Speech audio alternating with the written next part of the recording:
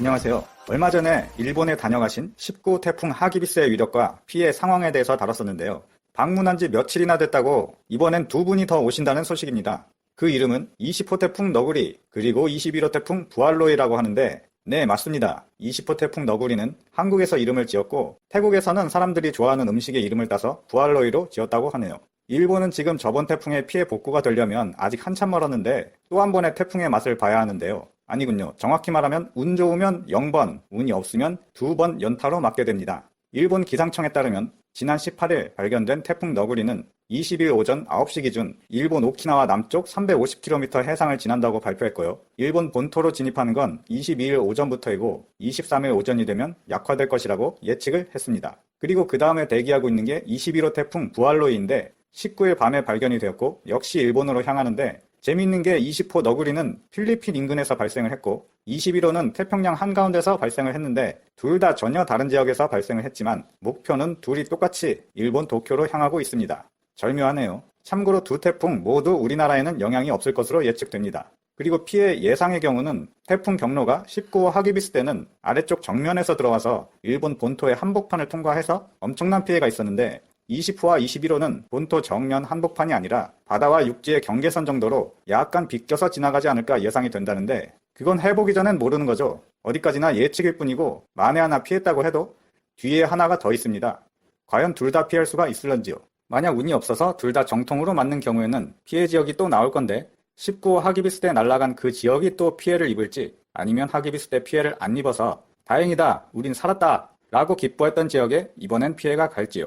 지금 이게 태풍 진로를 알려주는 사이트인데 보시면 이쪽에 있는 태풍이 20호 태풍 너구리고 오른쪽에 있는 게 21호 태풍 부알로이입니다. 20호 너구리가 예상 경로가 이렇게 해서 요 경계선 쪽으로 지나갈 거라는데요.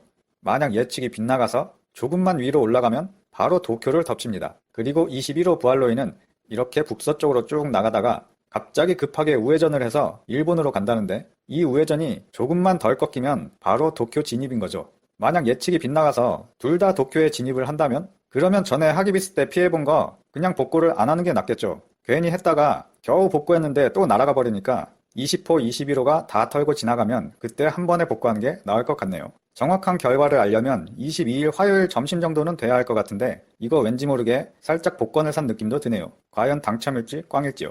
여기까지 19호 태풍 하기비스가 털고 간 지 며칠 만에 또 20호와 21호 태풍이 가겠다고 대기하고 있었다 라는 소식 전해드렸습니다. 영상이 도움이 되셨다면 주변에 공유 부탁드립니다. 감사합니다. 개인적으로는 일본 여행 부문이라고 생각하는데요. 안가요 운동 열기가 더욱 뜨거워져서 날이 갈수록 일본 관광지를 찾는 한국인이 줄어들고 있는 상황입니다.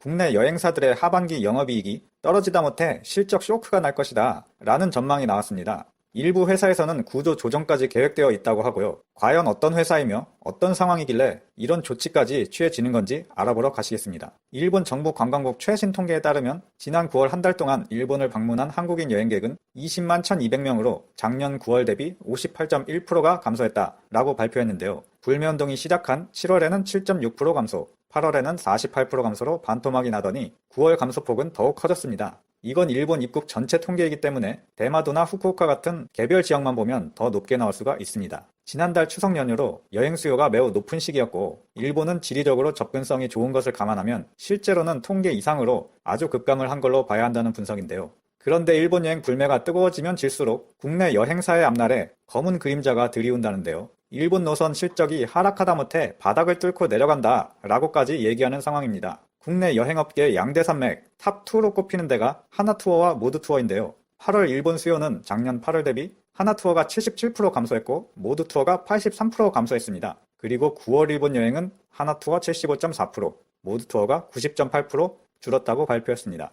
사실상 일본 노선의 신규 예약은 거의 없는 수준이죠. 하긴 여담이지만 예전 영상에 댓글로 알려주신 분들 많이 계신데 아는 사람들 중에 일본 여행을 굳이 가시는 분들도 계신데 말을 안 하고 간다고 하더라고요. 연락이 안 돼서 무슨 일 있었냐고 나중에 물어보면 그때 가서 일본 다녀왔다 라고 실토를 하는 분도 계시고 또 어느 날 과장님이 갑자기 회사를 못 나왔는데 어떻게 된 거냐 나중에 알고 보니 전에 일본 하기비스 태풍이 오기 전날에 일본에 갔었는데 태풍이 생각보다 엄청 세니까 비행기가 못 떠서 회사는커녕 그날 한국에 못 왔다고 하는 분도 계셨습니다. 즉 일본 여행 수요가 지금도 약간 있기는 한데 여행사를 통해서 안 가고 개인적으로 조용히 갔다 오나 보다 생각이 듭니다. 그래서 종전까지는 일본 여행 노선 하나의 매출이 회사 전체 매출의 30에서 35% 차지했다는데요. 지금 이런 불매운동 상황이 계속되다 보니까 3분기 회사 실적이 도저히 나올 수 없는 거죠. 실제로 여행업계에선 하나투어와 모드투어 둘 다 3분기는 실적 쇼크가 예상된다고 보고 있고 모드투어는 이미 불매운동이 있기 전인 2분기에도 경영 악화로 1억 9,200만 원의 영업 손실이 있었는데 3분기엔 적자폭이 더욱 커질 게 확실하기 때문에 비상이라고 합니다. 그렇다고 하나투어도 좋은 상황은 아닌 게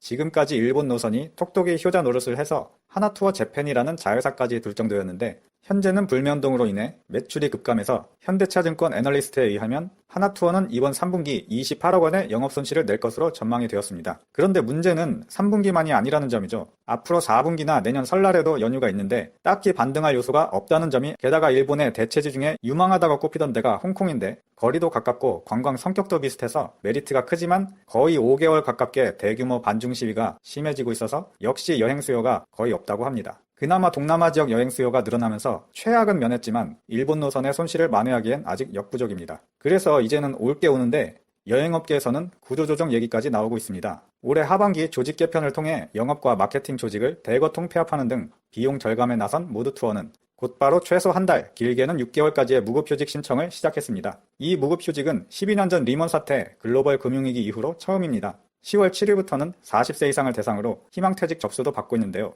이 희망퇴직을 받는 건 경영상의 악화로 작년 12월과 올해 3월에도 시행을 했었는데 이번이 세 번째 시행이라고 합니다. 하나투어에서는 7월부터 비상경영체제 2단계를 선언하고 안식년이란 제도를 시행하는데 저도 생전 처음 듣는 단어라 안식년에 대해서 조사를 해봤더니 그냥 안식을 해라, 쉬어라 이건데요.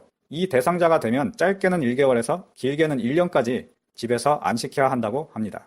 이걸 놓고 여행업계의 분위기는 일본 불매운동의 여파가 내년까지도 계속 이어질 건데 홍콩 경기 불황까지 겹쳐서 난감하다. 돌파구가 보이지 않는 상황인데 업계 1, 2위인 하나투어와 모드투어도 이런 상황인데 중소형 여행사들의 상황은 어떻겠냐라고 말했습니다. 반대로 생각해보면 일본 여행 불매운동이 성공적이었다는 말도 되겠네요. 여기까지 일본 여행 불매운동으로 국내 여행사들도 실적이 급감해 구조 조정에 들어간다는 소식 전해드렸습니다. 끝까지 시청해주셔서 감사드리고 영상이 도움이 되셨다면 주변에 공유 부탁드립니다. 감사합니다. 체인이죠. 이 일본 요시노야가 뜬금없이 홍콩 시위대한테 몽둥이로 공격을 당하고 있다는 소식을 전해드리겠습니다. 홍콩은 지금 범죄인 인도법안 통칭 송환법이라고 하죠. 이 반대 시위가 10월 현재까지 17주 동안 계속되고 있는데요. 이 시위대의 행동이 전에는 약했습니다. 강경한 행동이라고 해봐야 항의를 하다가 벽에 락카칠 정도 하는 선에서 멈췄는데 지금은 아예 달라졌다고 하는데요. 이번 시위에는 친중 브랜드의 매장에 가서 기물을 파손하는 단계까지 갔다고 합니다. 그런데 그중 홍콩 시위대에 찍힌 브랜드가 대부분 중국 전통기업이나 친중 기업인데요. 그 중에는 스타벅스 같은 미국 기업도 있고 아까 말씀드렸듯이 일본 기업도 들어있는데 왜 하필 생뚱맞은 일본 규동 체인점인 요시노야가 이 리스트 안에 들어갔을까요? 홍콩 동방일보와 미국 블룸버그 등의 외신들에 의하면 신중국 건국 70주년 국경절인 10월 1일에 홍콩 시위대와 경찰 부대의 충돌로 일본계 규동 체인점, 소고기 덮밥 브랜드인 요시노야 점포와 중국은행 등 기업의 피해가 잇따랐다 라는 보도가 계속 나오고 있습니다.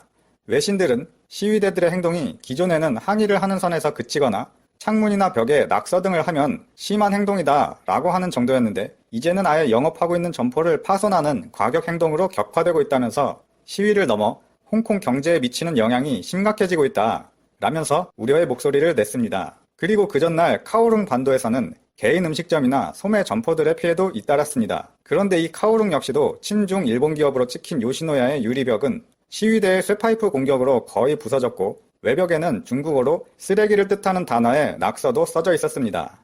대체 왜 뜬금없이 일본 브랜드인데도 불구하고 친중 기업이라고 찍혀서 쇠파이프를 막고 있는 건가 해서 알아보니까 요시노야 홍콩 지부 대표 CEO의 호핑이라는 사람이 있는데 이 사람이 최근에 홍콩 경찰 측을 지지하는 친중파 집회에 참여한 사실이 드러났고 이게 SNS를 통해서 빠르게 확산이 되면서 시위대들은 전후 사정 볼 것 없이 이 호핑 CEO는 물론 요시노야 브랜드 자체에 화가 났고 무조건 공격적인 행동을 하고 있는 것이지요. 이게 쇠파이프로 유리창 좀 깨고 끝이 아니고 앞으로 더 과격해질 수도 있다고 합니다. 그리고 홍콩에서 글로벌 커피 체인인 스타벅스를 운영하는 외식 기업 맥심이라고 있는데 여기도 역시 시위대의 타깃이 되고 있습니다. 맥심 창업자도 아니고 맥심 창업자의 딸이 지난 9월에 UN 회의에 참석했는데 홍콩 시위대를 폭력 분자라고 비판을 했기 때문인데요. 아우, 이런 상황에서 저런 말 한마디는 파문이 정말 클 텐데 제가 봐도 이 딸은 진짜 신변을 조심해야 할 것 같아요.